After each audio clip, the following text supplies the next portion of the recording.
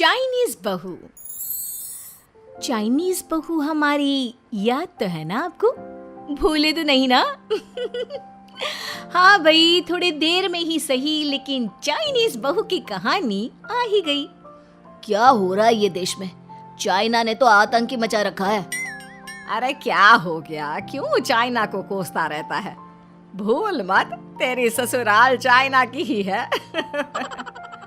हाँ माँ, पर ये देखना, लड़ाई झगड़े, ये बीमारी, ऊपर से ये देश कितना चालाक है, अंदर न जाने क्या क्या करता रहता है। तभी अंदर से बहू की चिल्लाने की आवाज आती है। अरे क्या हो गया बहू, क्यों चिल्ला रही है? माँ जी, ये देखिए, ये रूस ने यूक्रेन की हालत क्या कर दी है। ऊपर से चाइना में डर बड़ा लॉकडाउन लग गया है। माँ जी, अब क्या किया जाए? अरे तो तुम लोगों को क्या परेशानी हो रही है, मैं तो यही नहीं समझ पा रही हूँ। वो क्या है ना माँ, हम लोग चाइना जाने की सोच रहे थे, सांगसू के भाई की शादी है। तो क्या? अरे कौन सा उन लोगों के यहाँ भाई घोड़ी चढ़ता है जो बहन काजल लगाकर नेक लगी? माँ जी, उसकी आंखें बहुत छोटी छोटी है, उसमें या तो पुतली रह सकती है या काजल। साले की पुतली निकाल कर काजल लगा दो, अंधा कहीं का। क्या क्या बोले तुम मेरे भाई के बारे में? अरे नहीं नहीं बहू, वो तो बोल रहा था कि तुझे नेग मिल जाएगा। हाँ, बहन है ना तो उसकी। नहीं नहीं माँ जी, मैं सब समझती, ये मेरे भाई का मजाक बनाते रहते। कितना सीधा है मेरा भाई, बिल्कुल छिपकली जैसा। नहीं नहीं बहू, सीधा गाय जैसा होता है। सही पकड़े हैं माँ जी। हाँ, तो मेरे भाई की शादी है, मैं चाइना जरूर जाऊंगी। तभी एक पड़ोसन आ जाती है। अरे नहीं नहीं बहू, तू कहीं ना जा, हम लोगों का मन कैसे लगेगा तेरे बिना। ले बहू, तेरे भाई के लिए ये शॉल रख ले, हमारी तरफ से गिफ्ट कर देना। हाय रे, सब कितने अच्छे हैं। मेरी चाइनीज बहू को कितने प्यार से तुम लोगों ने एक्सेप्ट कर लिया। सच में बड़ी भाग्यशाली हूँ मैं। कैसी बात कर रही है? ये तो हम लोगों के देश की एक खूबसूरती है कि हर किसी को दिल से अपना लेते हैं, बस वो भी दिल से हमें अपना समझे। कैसी बात कर रही है आंटी जी? मेरे लिए आप सब सासू माँ जैसी ही हैं। मुझे भारत बहुत अच्छा लगता है, ये सबसे अच्छा देश है। मेरा भारत महान। वैसे भी लड़के की शादी जहाँ होती है वो तो वहीं की हो जाती है ना। जीती रे बहू, सही बोल रही है। औरत तो होती ही पानी की तरह है, जो जहाँ जैसे रखे वैसे ही शेप ले लेती है। आंटी जी, ये थोड़ा सा ज्यादा हो गया, समझ नहीं आया। नो प्रॉब्लम, मैं चाय बना कर लाती हूँ। फिर क्या, वो दिन भी आ जाता है जब बेटे बहू को चाइना जाना पड़ता है। वहाँ जाकर बहू का भाई कहता है, मेहरबान आ गए, मेहरबान आ गए। मैंने सबको बोला कि सब हिंदी में बात करेंगे, नहीं तो बहन नाराज हो जाएगी।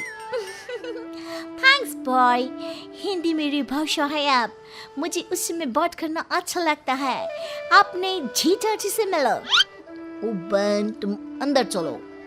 सभी बहू को अंदर लेकर चले जाते हैं, लेकिन सांगसू का पति, वो तो बेचारा चाइना के ससुराल के आंगन में अकेला खड़ा रहता है। काफी देर तक जब कोई उसे नहीं पूछता तो वो माँ को घर पर फोन करता है। हाँ बेटा, पहुँच गए ना कुशल मंगल? हाँ माँ, लेकिन सांगसू पता नहीं कहाँ है, वो तो अंदर गई है, तब से बाहर आई ही नहीं। अरे कैसी बात कर रहा है? तो तू अंदर चला जा, तू बाहर क्यों है? अरे दामाद है तू वहाँ का, उन लोगों ने तुझे बिठाया, चाय पानी कुछ नहीं पूछा? नहीं ना माँ। तभी सामने से सांगसू आती है। क्यों आप अभी तक तैयार नहीं हुए? और ये बैग लेकर क्यों कमरे से बाहर आए? इसे वहीं रख देते। कमरा? कौन सा कमरा? अरे कैसी बात कर रही हो? जब से तुम अंदर गई हो मैं बाहर ही तो खड़ा हूँ। बहू को बहुत हैरानी होती है और गुस्सा भी आता है। तभी उसका भाई और माँ आ जाते हैं। और सांगसू, अंदर खाना लग गया है। पहले ये बताओ कि मेरे पति को किसी ने खाना या पानी क्यों नहीं पूछा? वो भारत से ससुराल पहली बार आया है, वो भी मेरे कहने पर। उनकी इज्जत क्यों नहीं की? देख बेटी, तूने जबरदस्ती जिद में शादी की थी तो हम लोगों ने कर दी, लेकिन अब तुम ये सोचो, पूरी चाइना में मैं इस इंडियन को अपना दामाद बताऊं? So sorry. हाँ संगसू, और तुम भी चुप रहना, नहीं तो वो लोग मेरी शादी तोड़ देंगे। ओह, ऐसी बात है। कोई बात नहीं, मैं बाहर होटल में रह लेता हूँ, तुम वही करो जो ये लोग चाहते हैं। कैसी बात कर रहे हो? शादी के बाद पति जैसा भी हो, जो भी हो, पति होता है। वैसे भी तुम्हारे पूरे परिवार ने, सबने बिना सोचे मेरा साथ दिया, मुझे एक्सेप्ट किया, प्यार किया। मैं अपने देश में आपको अकेला कैसे छोड़ सकती हूँ? ये हिंदी फिल्म का ड्रामा बंद करो, मैं अभी अब बर्दाश्त नहीं करूँगी। चुपचाप अंदर चलो, नहीं तो ये शादी वादी यहीं खत्म करके इसे अकेले ही इंडिया जाना पड़ेगा। कैसी बात कर रही हो माँ? ये मेरे पति हैं। है नहीं था, हम लोगों ने यहाँ वकील को बुला लिया है, जिसके बाद अब तेरा तलाक करा के हम यहाँ के चाइनीज लड़के से तेरी शादी करा देंगे। अरे कैसी बात कर रहे हो? हम तो यहाँ तुम्हारी शादी के लिए आए थे। नहीं नहीं, मैं सांगसू के बिना नहीं रह सकता हूँ। हाई वोल्टेज ड्रामा होने के बाद से ही सारा माहौल खराब हो जाता है कि तभी एक लड़की आती है। मैंने सारा इंतजाम कर दिया है, सांगसू की शादी का मंडप परसों लग जाएगा, तब तक इसके पति को कमरे में बंद कर देते हैं। सभी सांगसू के पति का हाथ बांधकर उसे कमरे में बंद कर देते हैं। ये क्या कानूनी है? आप लोग मेरे पति के साथ ऐसा नहीं कर सकते हैं। मैं किसी से शादी नहीं करूंगी, ये साफ बात है। पहले मैं अपनी शादी करूं, फिर तेरी भी शादी करवा दूंगा। सब कुछ तय हो जाता है, भाई की शादी हो जाती है। फिर वो दिन भी आ जाता है जब सांगसू की शादी वो लोग जबरदस्ती करने के लिए उसे मंडप पर ले जाते हैं। ऐसा मत करो, ये मेरी बीवी है। मैं किसी से शादी नहीं करूंगी। कैसे नहीं करेगी शादी? शादी तो तेरा बाप भी करेगा। हो, मैं करूंगा शादी। प्लीज कोई मेरी शादी किसी अच्छा औरत से करवा दे। चुप, बिल्कुल चुप। फिर माँ सांगसू और उसके पति से कहती है, तुम लोगों का बच्चा मेरी कैद में है। अगर तुम लोगों ने कोई भी होशियारी की तो मैं इस बच्चे को मार दूंगी। दोनों माँ का रूप देखकर हैरान हो जाते हैं।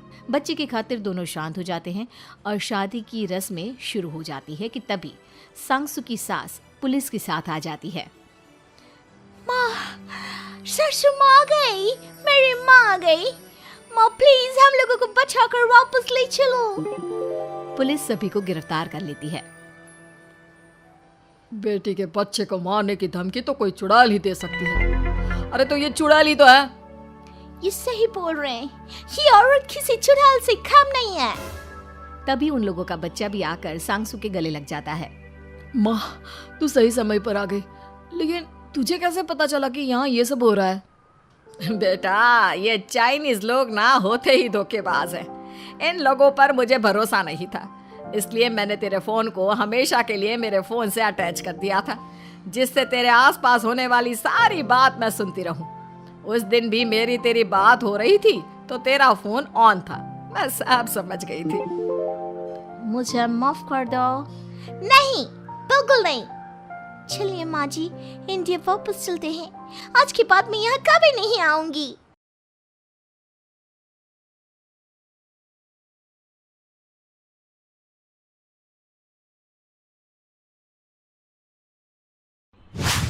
संदीप ने अपनी माँ के कहने पर गांव में शादी कर ली थी। लड़की का नाम था सुनीता। माँ का कहना था एकदम मॉडर्न बहू नहीं होनी चाहिए, लेकिन उन्हें नहीं पता था कि गांव से आने वाली बहू सुंदर सुशील तो होगी और उसको गांव से बाहर भी निकाल लाएंगे, लेकिन उसके अंदर का गांव कैसे बाहर निकलेगा? शादी के कुछ दिन बाद, माँ टिफिन तो देना जरा। बेटा अब तो स्कूल नहीं ऑफिस जाता है, माँ से नहीं अपनी बीवी से टिफिन मांगा कर। ओके माँ। सुनीता टिफिन ले आओ। 1 किलो टिफिन, इसके अंदर पिस्ता डाल दिया है। पिस्ता? पिस्ता क्यों? सास जी ने बोला था ना कि आपको पिस्ता बहुत पसंद है। ओहो, मैंने पिस्ता नहीं पास्ता बोला था, पास्ता। पास्ता? कहीं होता है पास्ता? अरे बेटी तू रहने दे, मैं बना दूंगी। अच्छा किया कि पाव भाजी बनाने का नहीं बोला, वरना किसी के पाव बना देती है। सुनीता को बुरा लगता है, लेकिन उसकी नादान हरकतें कम नहीं होती। ऐसे ही एक दिन, अरे तुमने ये क्या लगाया है? अरे आप वो फूस फूस करके लगाते हैं ना, वही। डियो? का दियो? किसको दियो? अरे वही ना जिससे खुशबू आती है। हाँ सही पकड़े हैं। अच्छा लेकर तो आना। कौन सा डियो लगाया तुमने? अभी लेकर आते हैं जी। संदीप की बात मानकर सुनीता अंदर से खुशबू वाला फुसफुस लेकर आती है। OMG! OMG मतलब ओ माय गणेश ना। अरे OMG छोड़ो, और ये खुशबू वाला फुसफुस की बात कर रही थी तुम? हाँ इसी की, फिर से सही पकड़े हैं। अरे देवी, लेकिन आप सही नहीं पकड़े हैं, ये डियो नहीं है। डियो नहीं है तो क्या लियो है? अरे ये रूम फ्रेशनर है, जिसको कमरे में छिड़कते हैं, खुद पर नहीं। कोई बात नहीं, माँ कहती थी आत्मा किराएदार है, शरीर एक किराए का कर्म। हम शरीर पे ये डाल लिए तो क्या फर्क पड़ जाएगा? अरे बहू, ओ बहू, मेरे लिए फल तो ले आ, फिर मैं बाजार जाऊंगी। सुनीता अपनी सास के लिए फल लेकर आती है। अरे बेटा, पपीता, तरबूज और सेब फल ऐसे कैसे खा लूं? काट कर तो ले आ। माँ जी, मेरे गांव में तो खेत से उठा के सीधा खा लेते हैं। अरे ये तेरा गांव नहीं है ना। अरे संदीप, तू ही कुछ समझा देना इसको बेटा। मैं कैसे समझाऊं माँ, ये तो माइक्रोवेव को भी भट्टी बोलती है। कल मैंने बोला हाय कैसी हो, तो बोलती है किसी को हाय नहीं लगानी चाहिए। अरे सुनीता, तेरा क्या होगा? अभी तो कैसे बताऊं माँ जी, अभी हम कुछ करेंगे फिर पता चलेगा क्या होगा, लड़का या लड़की। हे भगवान, कहाँ से आ गई है? रामपुर से जी, आप ही तो लेकर आए थे मुझे। अरे मुझे माफ कर दो। पहले कोई गलती तो करिए जी, आपकी तो सारी गलती माफ कर देंगे हम। हाँ अरे बहू, मेरी बात सुन। फल यानी कि फ्रूट जब भी लाए ना तो काट कर लाना, ठीक है? जी ठीक है माँ जी, फल यानी फ्रूट यानी काट के लाऊंगी। सुनीता रोज ही कोई ऐसी हरकत कर देती जिसकी वजह से उसे घर में 2 बातें सुननी पड़ती। एक दिन, माँ, मेरे बॉस घर पर आने वाले हैं शाम को। उनका बर्थडे है, फैमिली साथ नहीं रहती उनके, तो यही पार्टी कर लेंगे। उनको अच्छा लगा तो शायद मेरा प्रमोशन भी हो जाएगा। मैं ना फ्रूट केक लाकर फ्रिज में रख दूंगी और तेरे साथ आज खाना मैं बनाऊंगी, ताकि जब साहब आए तो खाने में कोई गड़बड़ ना हो। शाम को जब सारी तैयारियां हो जाती है, संदीप के साथ बड़े साहब भी घर आते हैं। फ्रूट केक तो ले आना बहू, फिर खाना खाएंगे।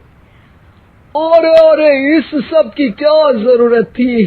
आपने बुलाया वही काफी है। सर, आपका परिवार शहर में नहीं है तो हम ही आपके परिवार जैसे हैं सर। इतने में ही सुनीता फ्रूट केक लेकर आती है और बड़े साहब की टेबल पर रख देती है और जैसे ही केक के ऊपर का बॉक्स हटाती है, ओह, ये क्या है? केक तो कटा हुआ है। मैं तो ऐसा नहीं लाई थी। आप मुझे शाबाशी दे सकती है माँ जी, मैंने ही केक काट दिया। आपने कहा था ना, फल यानी फ्रूट यानी हमेशा काट के लाना। तो फ्रूट केक भी तो फ्रूट ही है ना, तो मैंने पहले ही काट लिया। हूँ ना मैं समझदार। अरे बहू, ये क्या किया? केक हमेशा वही काटता है जिसका जन्मदिन होता है। तुझे एक बात भी समझ नहीं आती, एक नंबर की बेवकूफ है। पूरा माहौल बिगड़ चुका था। संदीप को लगने लगा था कि साहब उसे प्रमोशन तो दूर की बात है, कहीं डिमोशन ना दे दे, लेकिन साहब बीच में ही बोल पड़ते हैं। अरे अरे, कोई बात नहीं, ये इनकी बेवकूफी नहीं है, इनका भोलापन है। बेटा, आप कहाँ से हो? रामपुर गांव से। अरे वाह, गांव से? फिर तो आपके गांव में ताजे फल और सब्जियां मिलते होंगे। हाँ, सही पकड़े हैं। हम तो काटते भी नहीं, सीधा खा लेते हैं। मैं ना एक बार तुम्हारे गांव घूमने जरूर चलूंगा। क्यों संदीप, ले चलोगे ना? मुझे गांव घूमना बहुत पसंद है। बस फिर क्या था, संदीप और सास दोनों खुश हो गए क्योंकि साहब को सुनीता ने गांव की बात करके खुश कर दिया था। अब संदीप का प्रमोशन पक्का था। शिक्षा, कभी भी किसी भी गलती पर घबराना नहीं चाहिए। हो सकता है कि उस गलती की वजह से आगे बड़ा फायदा हो जाए।